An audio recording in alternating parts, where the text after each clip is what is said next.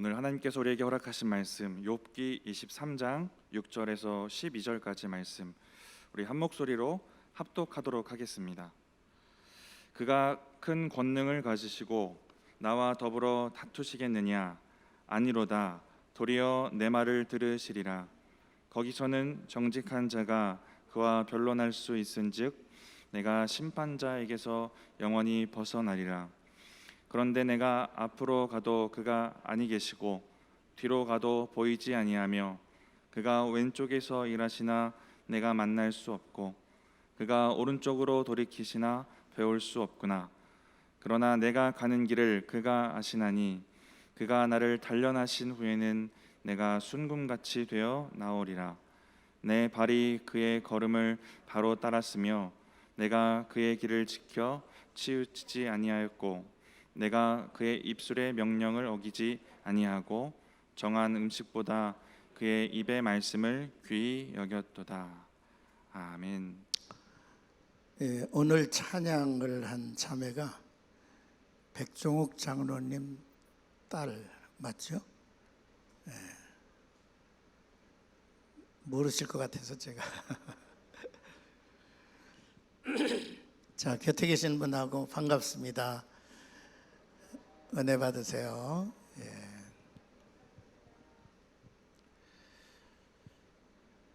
얼마 전 한 권사님의 가정사 얘기를 전해 들었습니다. 늘 그 권사님을 생각할 때마다 우리 권사님 너무너무 힘들고 또 어렵게 사시는구나 라고 하는 안타까움이 있었고, 또 그를 이제 위해서 기도할 때마다 마음 한 구석이 저려움을 느끼기도 했습니다. 그 권사님에게 이런 문자를 제가 보냈어요. 권사님, 인생 나그네 길이 왜 이리 힘들고 어려운지 모르겠습니다.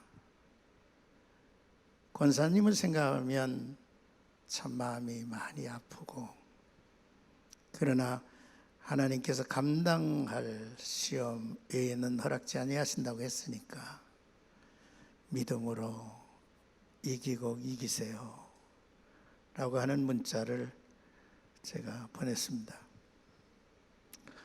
지난 5월 말부터 6월 한 달은 제게 있어서 참 너무너무 힘든 한 달이기도 했습니다.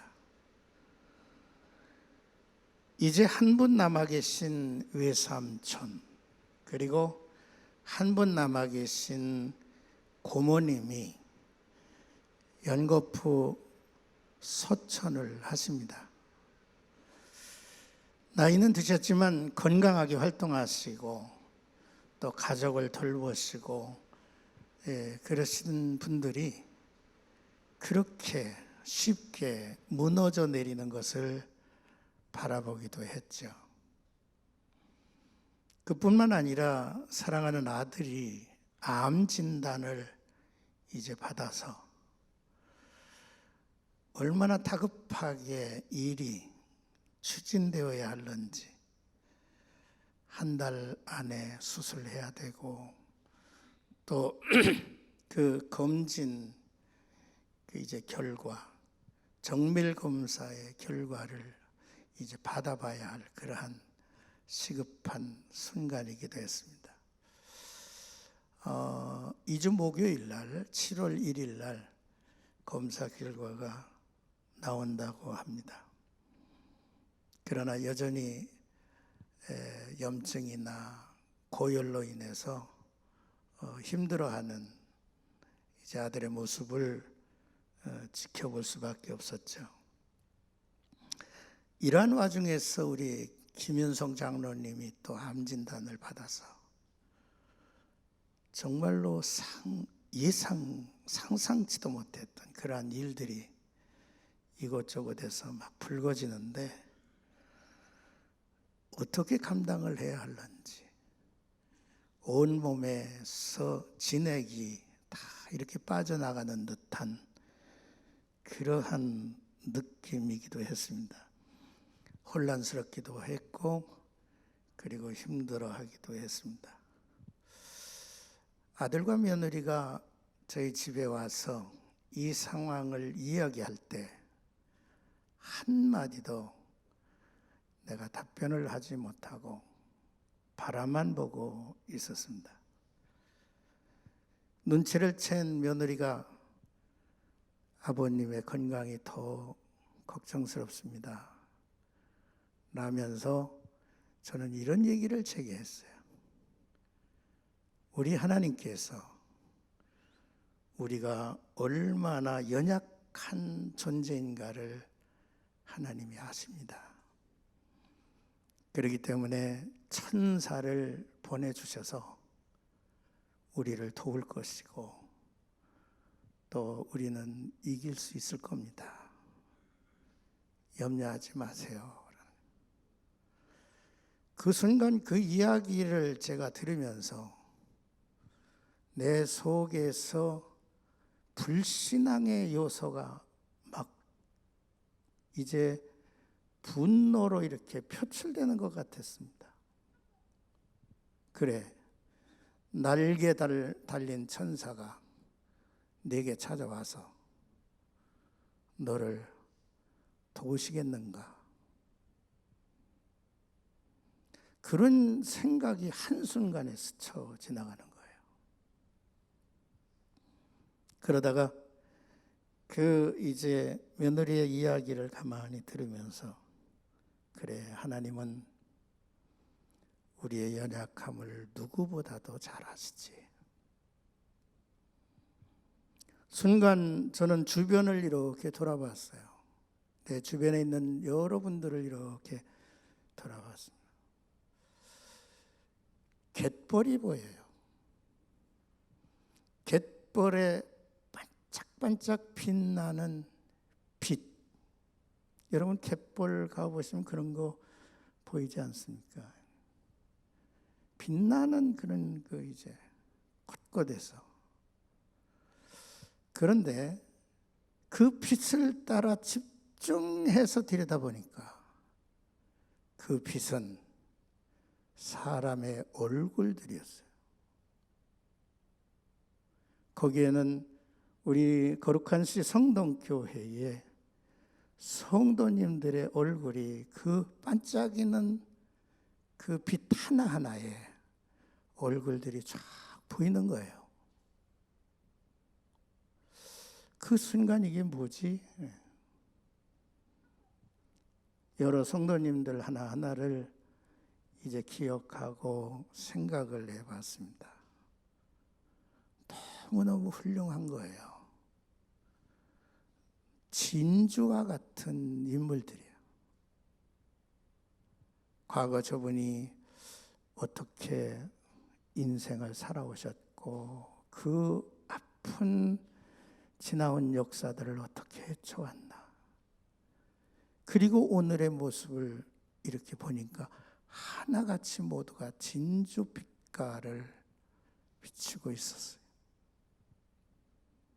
그때 그분들의 모습을 바라보면서 며느리가 한 이야기를 다시 이렇게 생각했습니다. 그렇구나. 우리 주변에 보석 같은, 진주 같은 존재들이 내 주변을 완전히 에워싸고 있구나. 이분들이 천사로구나 라는 생각을 갖게 됐습니다. 성도들 한 분 한 분의 관심과 기도와 염려와 이런 것들이 모아지는 것을 이렇게 보면서 날개 달린 흰 날개를 펴면서 홀홀 날아오는 천사들이 이 시대에 있는 게 아니고 내 주변에 있는 모든 이들이 천사로구나. 그분 한 분 한 분들이 다 돕는 천사예요. 돕는 천사. 여러분 아십니까?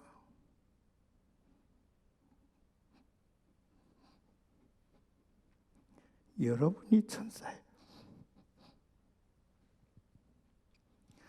내가 천사예요. 하나님은 우리를 천사로 보내주셨어요. 우리 주변에 힘들고 어려운 이들을 향하여 도우라고, 어려운 일들을 향해서 바라보며 함께 아파하고 함께 눈물도 흘리고 함께 뜻을 같이 하면서 네가 천사라고. 나는 요즘 우리 주변에 있는 모든 분들이 다 소중한, 모양새는 다를 수 있습니다. 여러분 에스겔서를 보면서 수레를 보셨지 않습니까? 내 구퉁이에 이상한 형상들을 가지고 있어요. 요한계시록에도 그게 나타나고 있습니다. 근데 그 모두가 천사들이었습니다. 혹여 내 곁에 밝게 웃는 천사도 있고 험악하게 바라보는 천사도 있을지 몰라요. 그러나 하나님은 우리를 홀로 두지 아니하시고 우리와 함께 하시는 분임을 깨닫게 하십니다.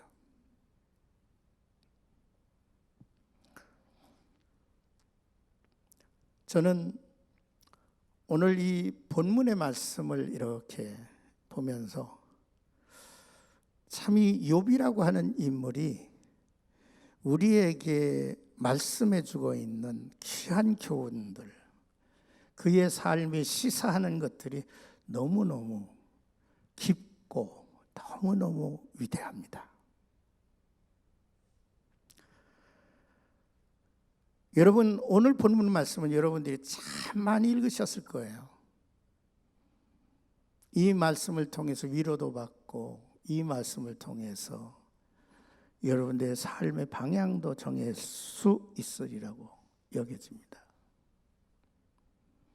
오늘 본문의 말씀은 엘리바스라고 하는 아주 훌륭한 친구가 있는데 그 친구가 정말로 주옥 같은 권면을 해요.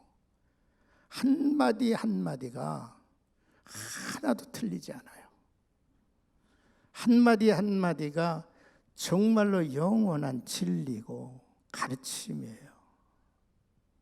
그럼에도 불구하고 욥에게는 그것이 와 닿질 않는 거죠. 오로지 욥은 대답하여 이르되 뭘 저는 원하느냐 하면 내가 하나님을 만나야 되겠다. 하나님을 대면해야 되겠다. 이 간절함이 욥에게 있는 거예요. 인생의 모든 문제가 하나님을 대면하는 그 자리에서밖에 풀릴 수가 없다는 사실을 이 욥은 알고 있기 때문에 그렇죠. 욥은 정말로 절박합니다. 여기 1절과 2절의 말씀을 보면 욥이 대답하여 이르되 오늘도 내게 한번 받아보실래요?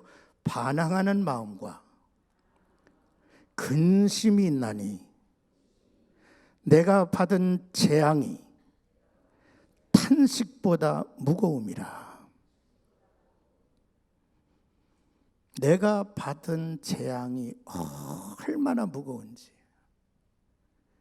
삶의 무게, 고난의 무게, 이 무게가 자기를 완전히 짓누르고 있고 완전히 그의 존재를 무너지게 하고 있다는 거죠. 욥이라고 하는 인물을 여러분들은 의인이라고 알고 욥에 대한 이야기는 다 아니야. 저는 그렇게 약하지 않았어. 저는 불신앙을 갖지 않았어. 저는 이제 오로지 믿음이었어. 그렇게만 생각을 하실 수 있겠습니까? 욥도 사람입니다. 욥도 우리와 똑같은 존재라는 거죠. 저의 마음 속에 반항하는 마음이 있어요. 저의 마음 속에 큰 근심이 있어요.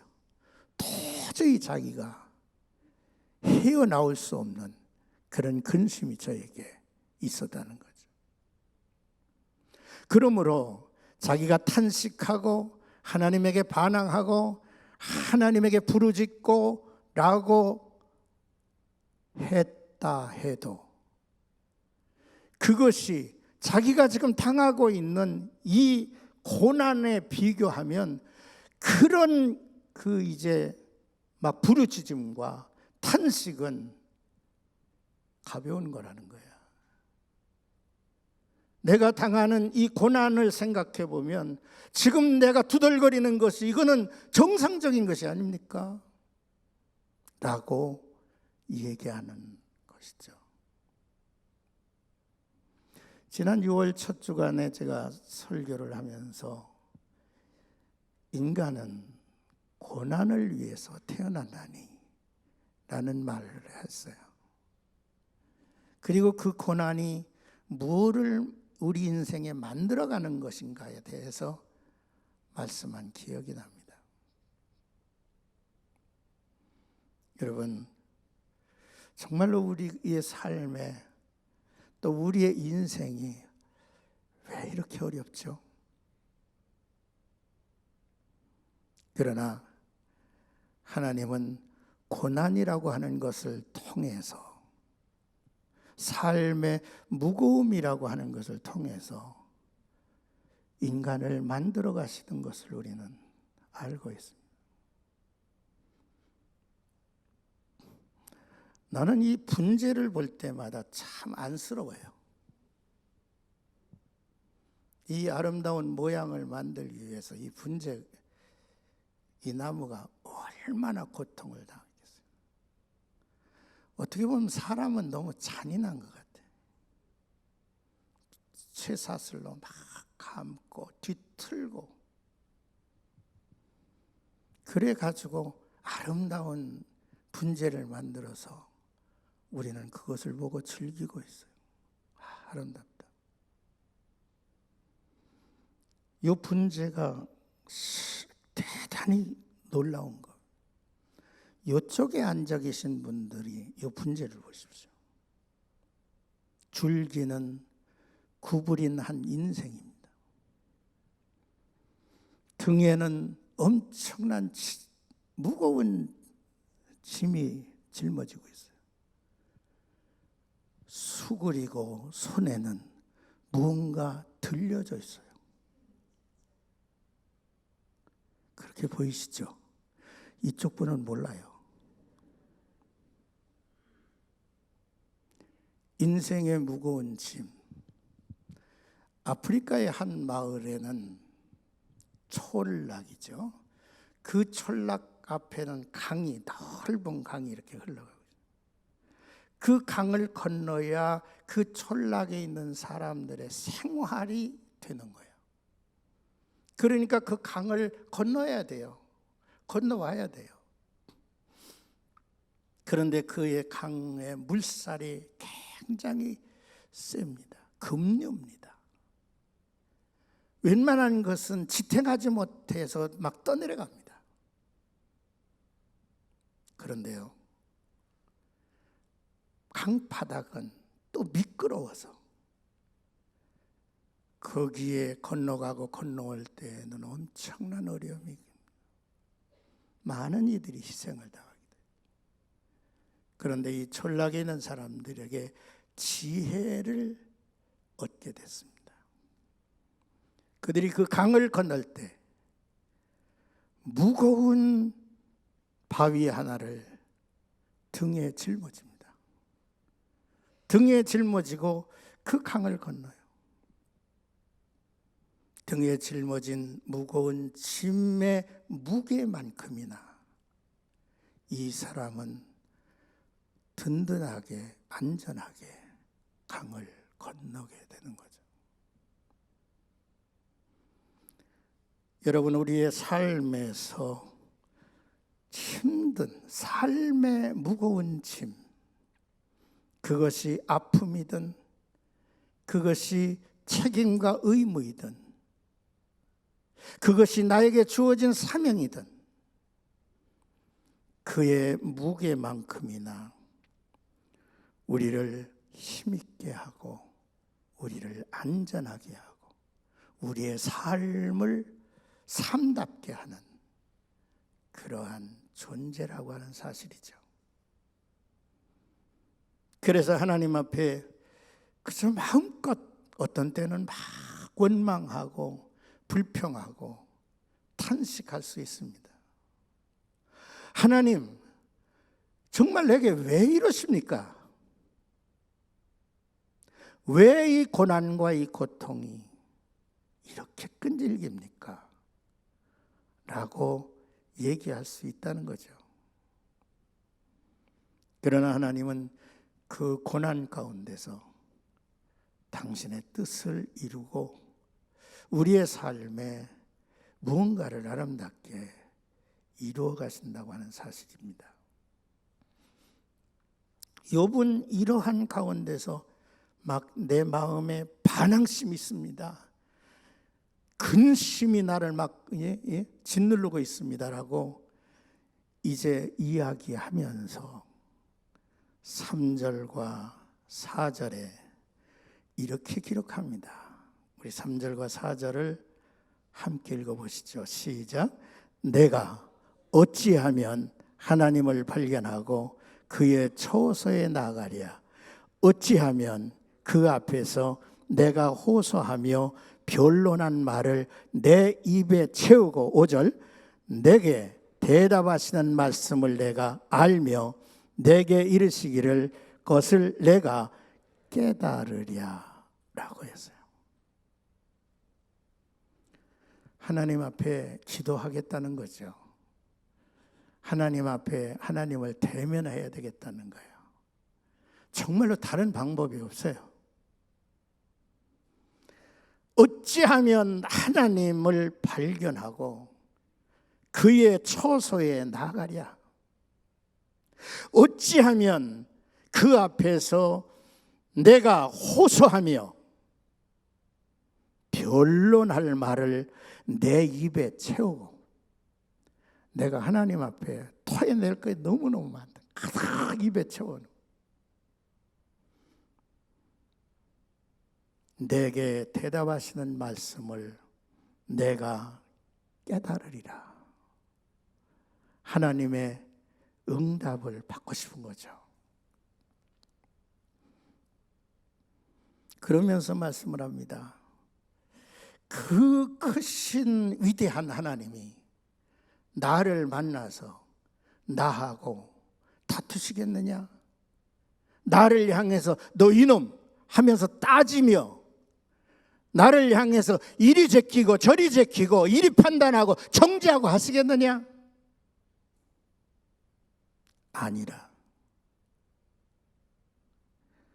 내 도리여 내 말을 들으시리로다. 하나님이 내 음성을 들으신다는 거지. 하나님의 내 긴 한숨을, 긴 탄식과 긴 호흡을 그는 들으실 것이라는 거예요. 여러분, 빌립보서 4장 6, 7절을 참 요즘 제가 많이 좋아하게 됐습니다. 빌립보서 4장 4장의 이제 말씀을 보면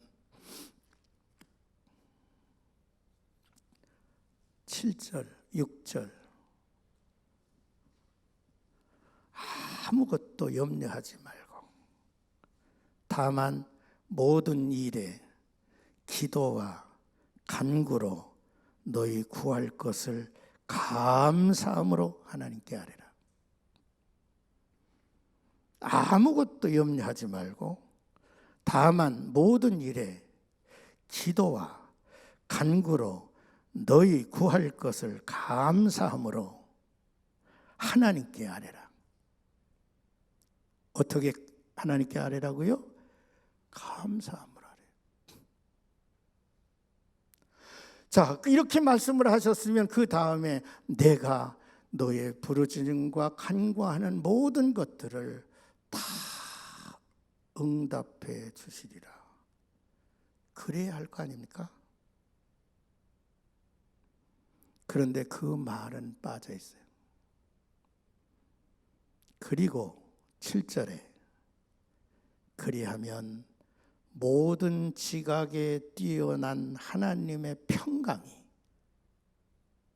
그리스도 예수 안에서 너의 마음과 생각을 지켜주시리라.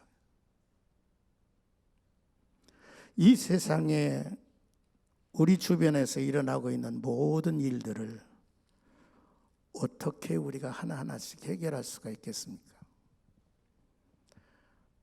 위대하신 그 하나님의 그 존재와 그분의 만물을 다스리는 손길에 의해서 세상은 움직여가고 있어요. 오늘 여기에 계신 여러분 하나하나를 정말로 소중하게 여기시고 또 이끌어 주시지만 여러분들의 하나하나의 부탁과 청원과 이런 것들을 일일이 하나님이 답해 주실 수 있겠습니까? 결국은 모든 것을 합력하여 선을 이루시는 그 하나님이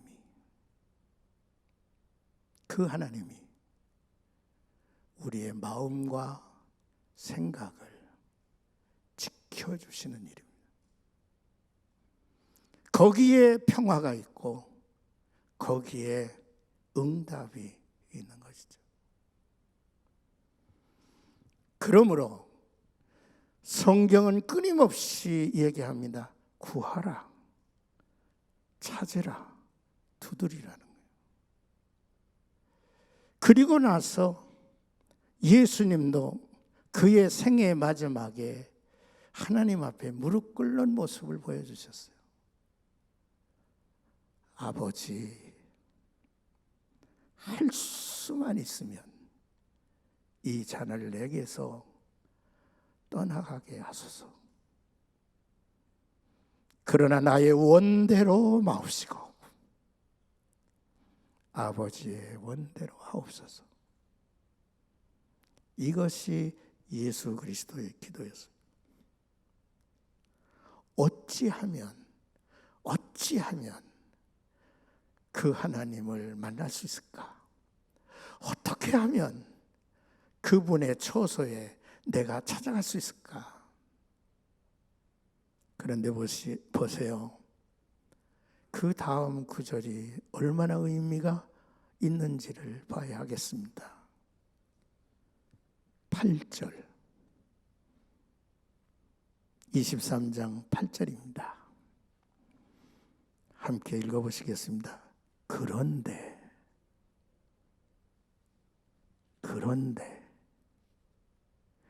어찌하면이라고 얘기했는데 그런데 다 같이 한 목소리로 읽습니다. 시작. 그런데 내가 앞으로 가도 그가 아니 계시고 뒤로 가도 보이지 아니하며 그가 왼쪽에서 일하시나 내가 만날 수 없고 그가 오른쪽으로 돌이키시나 배울 수 없도다.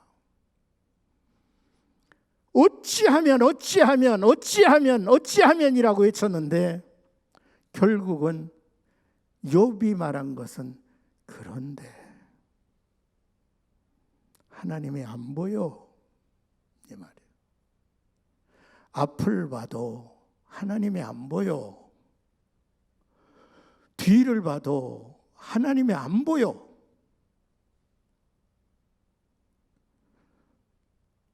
하나님은 자신을 감추고 계시고 침묵하고 계세요.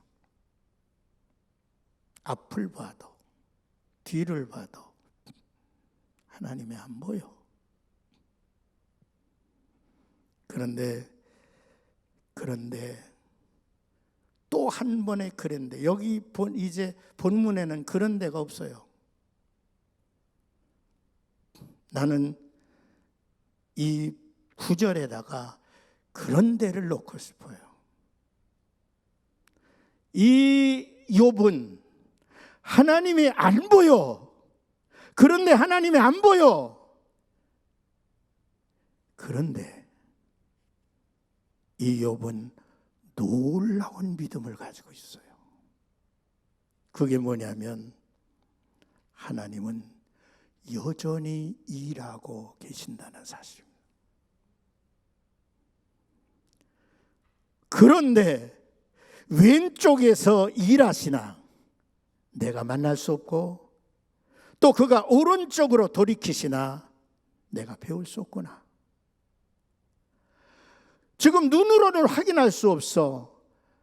내가 이 신체적인 이러한 그 기능을 가지고는 앞을 봐도 안 계시고 뒤를 봐도 안 계신데, 그러나 그는 왼편에서 일하고 계시고, 그는 왼편에서 오른쪽으로 움직이고 계시고, 저는 지금도 일하고 역사하고 계시다는 얘기죠. 이러한 놀라운 사실을 저는 깨닫습니다. 여러분들이 히브리서 11장을 읽으면서 많이 은혜 받으시죠. 왜냐하면 11장은 믿음의 조상들의 이야기가 쭉 이렇게 소개되고 있기 때문에 그래요. 그런데 11장 6절에 보면 그 믿음의 조상들의 이야기의 믿음을 한마디로 이제 그 소절로 완전히 정리를 해 놓습니다. 그게 뭡니까? 믿음 없이는 하나님을 기쁘시게 못하나니, 하나님께 나아가는 자는 반드시 그가 계신 것과 또한 그가 자기를 찾는 자들에게 뭐요? 상 주시는 이심을 믿어야 할지니라.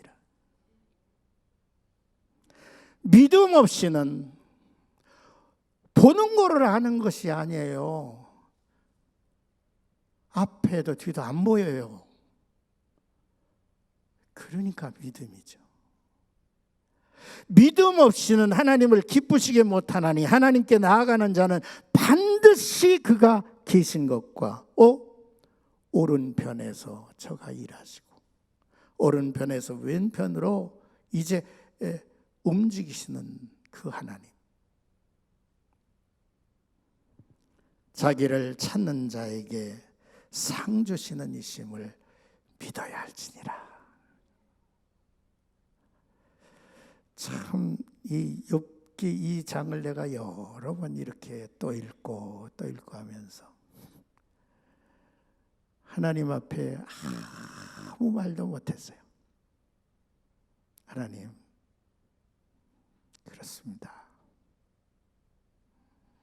그렇습니다. 오늘 마지막 부분에 이 욥은 결론을 맺어요. 그게 뭐냐 하면 10절의 말씀입니다. 우리 10절을 다 같이 한 목소리 읽겠습니다. 시작. 그러나 내가 가는 길을 그가 아시나니 그가 나를 단련하신 후에 내가 순금같이 되어 나오리라. 내가 가는 길을 그가 아신다는 말은 나의 삶의 방향과 목표를 그가 정하셨고, 또 그가 경륜과 섭리하심으로 이끌어 가심을 믿는 거죠. 내가 가는 길을 누가 아십니까? 그가 아시는 거예요. 나를 연단하여 순금처럼 되게 하실 것이다. 순금을 우리는 24K라고 그래요. 이 캐럿, K는 캐럿이라고 하는 그 첫 장인 것 같아요. K. 다이아몬드는 1캐럿, 그렇게 1캐럿, 2캐럿 하지 않습니까? 그런데 이 금을 얘기할 때는 24K가 순금이에요. 왜 24K가 순금일까? 여러분, 숫자를 세는 데는 10진법, 12진법, 24진법이 있어요. 그런데 이 금을 얘기할 때는 24진법을 사용했어요. 그러니까 24가 훌이에요. 24가 순금이는 꽉 찼다는 거예요. 그래서 18K는 24K에 18, 6을 이렇게 하면 약 한 75%의 금이 있고 나머지는 은이든 구리든 담겨 있다, 그 말이겠죠. 하나님은 우리 인생을 순금처럼 우리를 만들어 가신다고 하는 얘기죠. 나와 여러분들이 삶을 살아가면서 덜컥 어려운 일들이 이제 닥쳐올 때 그 일이 동굴일 수도 있고 터널일 수도 있습니다. 동굴로 의식하면 절망과 좌절이지만 그것을 터널로 의식하면 하나의 새로운 시작이고 새로운 출발이고 새로운 갱신이 될 수 있을 것입니다. 자, 그러므로 여러분, 제가 이 말씀을 이렇게 마무리하면서 세 가지를 제가 마음에 새겼어요. 첫째는 무조건 감사예요. 감사해요. 여러분, 감사를 한번 기록해 보십시오. 우리 교회에서 50주년 행사에 선한 일 했던 거 쭉 지금 여러분들이 진행하고 계실 텐데 감사할 일을 한 100개만 찾아보십시오.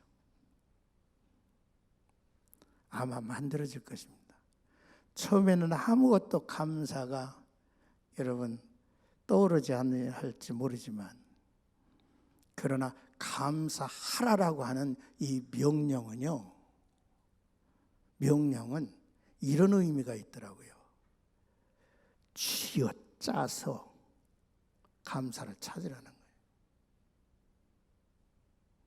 그렇습니다.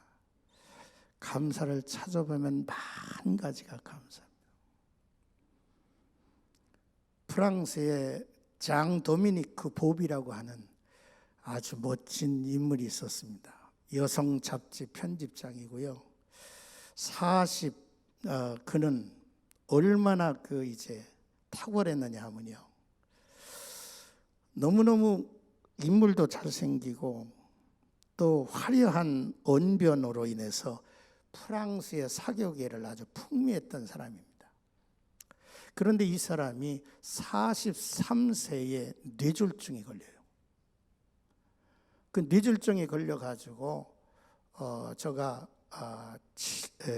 3주 만에 제가 다시 깨어났는데 의식을 회복했는데 의식은 회복했지만 락트인 증후군이라고 해서 속은 다 생각이 멀쩡하게 돌아가는데 몸이 마비가 되는 거예요. 전신 마비가 됐어요. 딱 한 곳만 움직여요. 왼쪽 눈만 움직여요. 왼쪽 눈만 깜빡깜빡. 프랑스의 사교계를 40대의 젊은이가 날고 뛰던 그가 한순간에 모래성 무너지듯이 무너졌죠. 속에서는 여전히 그의 열정과 그의 그 충동이 얼마나 컸겠습니까? 그러나 손 하나 깜짝할 수도 없는 그런 상황. 그는 한쪽 왼쪽 눈이 깜빡이는 것을 놓고 한 번 깜빡이면 예, 두 번 깜빡이면 아니야, 이런 표현을 하기를 시작했어요. 그리고 나서 눈을 깜빡이는 것으로 알파벳을 이렇게 연계시켜 가지고 그는 글을 쓰기를 시작했어요. 한 문장을 쓰는데 한밤을 지새워야 했어요. 그러면서 그는 책 한 권을 세상에 내놓습니다. 그 글 속에 참 기가 막힌 표현 하나가 있어요. 끊임없이 입속에 과다하게 고이지 못해서 흘러내리는 침이 흘러내리면 손으로 닦을 수도 있고 입에서 삼킬 수도 있지 않겠습니까? 정상적으로 삼킬 수만 있다면 세상에서 가장 행복한 사람이 된 기분일 것 같다, 이런 표현을 그가 했어요. 여러분, 우리가 흐르는 침을 삼킬 수만 있다면 내가 세상에서 제일 행복한 사람일 것 같다. 그렇다면 우리 주변에 감사가 한두 가지겠습니까? 감사하십시오. 감사의 기적을 우리가 한번 맛보자고요.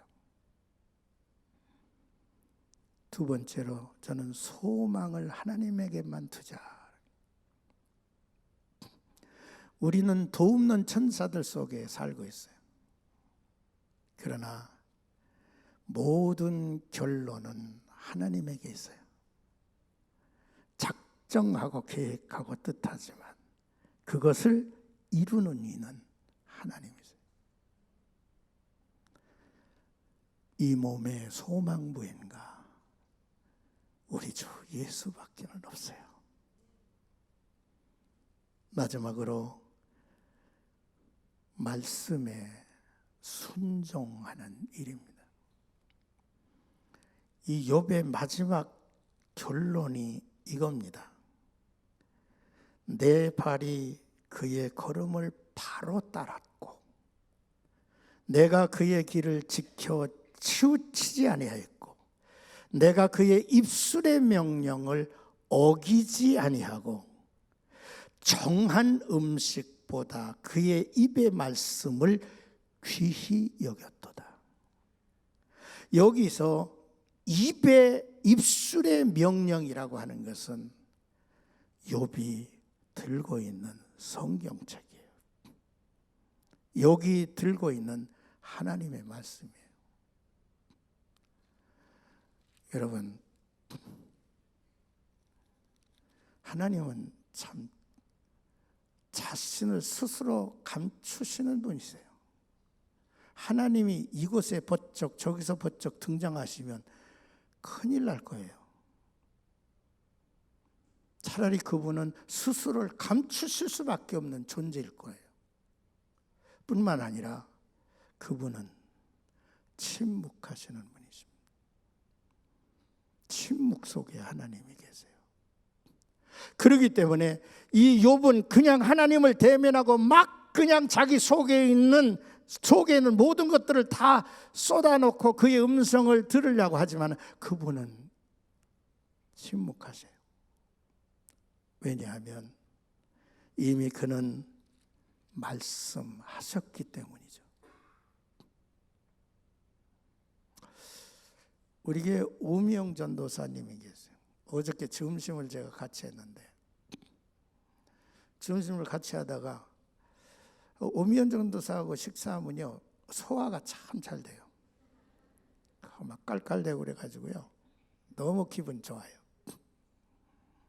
근데 그가 나보고 하는 얘기가 목사님 요즘 참 이상해요. 그래서 뭐가 이상하냐고. 제가요 성도들을 이렇게 만나잖아요.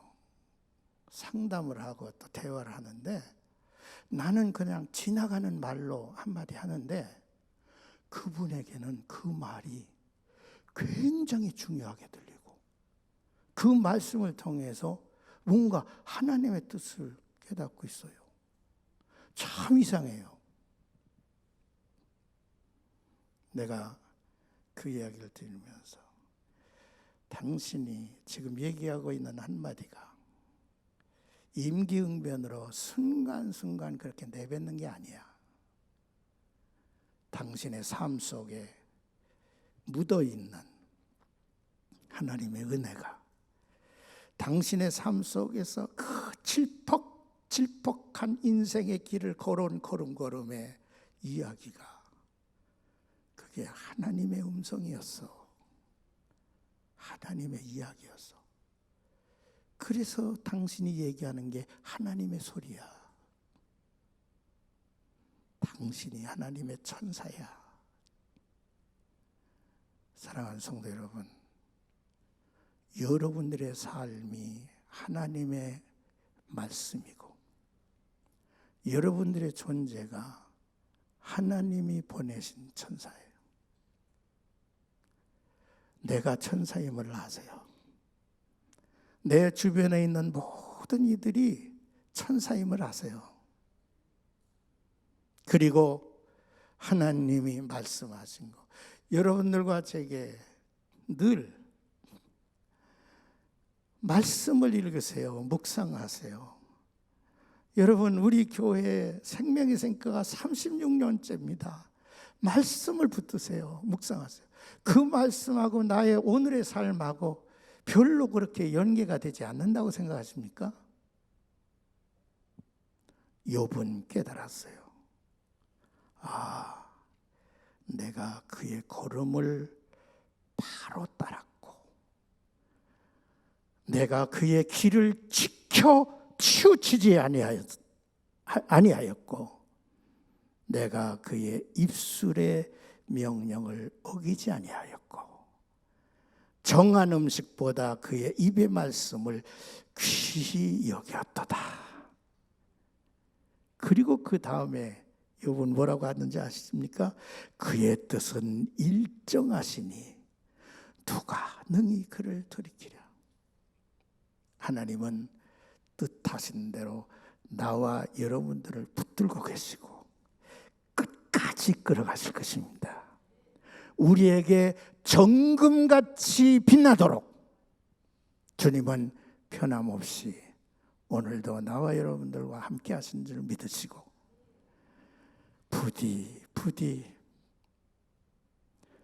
주 안에서 천사가 되시기를 주님의 이름으로 축복합니다. 기도하겠습니다. 고맙고 감사하신 우리 하나님 아버지, 이 주일을 맞이해서 저희들이 이렇게 모였습니다.